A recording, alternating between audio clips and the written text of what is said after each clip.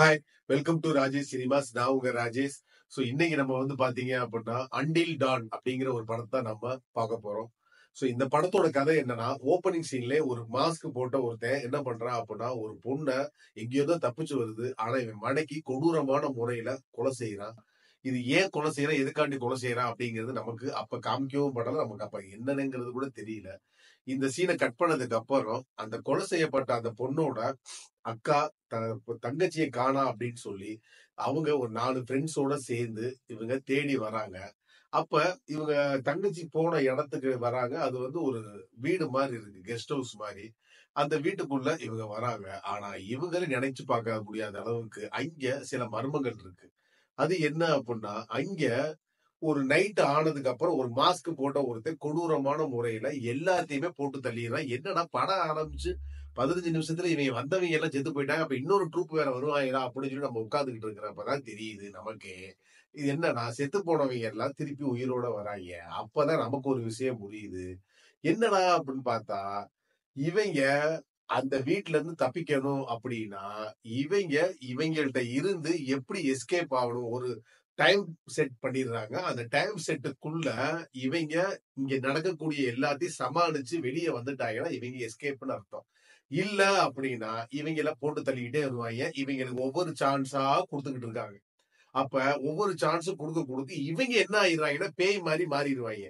Suppose இவங்க தோத்துட்டாங்க அப்படின்னா, கடைசி பட்சத்துல இவங்க அதை ஜெயிக்கணும். அந்த டைம் செட் பீரியடுக்குள்ள ஜெயிச்சு வந்துட்டாங்கன்னா, இவங்க எல்லாமே உயிரோட இருப்பாங்கங்கிற ஒரு சம்பவம் நமக்கு அப்பதான் புரியுது. இதுக்கப்புறம் இவங்க அந்த குடுக்குற டயத்துக்குள்ள எல்லா பேயையும் கொன்னுட்டு இவங்க சப்பச்சாயலா இல்லையா அப்படிங்கிறதுக்கான விடைதான் இந்த படம். இந்த படத்தை பொறுத்தளவுக்கு என்னன்னா, ஆல்ரெடி அன்டில் டான் அப்படிங்கிற ஒரு வீடியோ கேம் ரொம்ப பிரபலமான ஒரு கேம். அதுல இருந்து இன்ஸ்பயர் ஆகி தான் நம்ம டேவிட் எடுத்திருக்காரு. டேவிட் என்ன அப்படின்னு கேட்டீங்கன்னா, பேய் படத்தை எடுக்கிறதுல ஒரு மிகப்பெரிய ஒரு திறமசாலின்னே சொல்லலாம். அது நீங்க என்னென்ன படம் எடுத்திருக்காருங்கிறது நீங்க போட்டு பாத்தீங்கன்னாலே தெரியும். சோ அவரோட பிரசன்டேஷன் என்ன அப்படின்னு கேட்டா, படத்துல நல்லா இருக்கு. ஆனா என்னன்னா, எனக்கு ஒரே விஷயத்த திருப்பி திருப்பி நம்ம பாக்குறப்ப ஒரு செட்ல என்ன ஆயிருது அப்படின்னா போர் அடிச்சிருது. ஏன்னா இப்ப இந்த டைம் செட்டுங்கிறது ஒரு குடுத்துட்டாங்க. இந்த டைம் செட்டுக்கு மேல போயிருச்சு அப்படின்னா இவன் சாக போறாங்கிறது தெரியும்.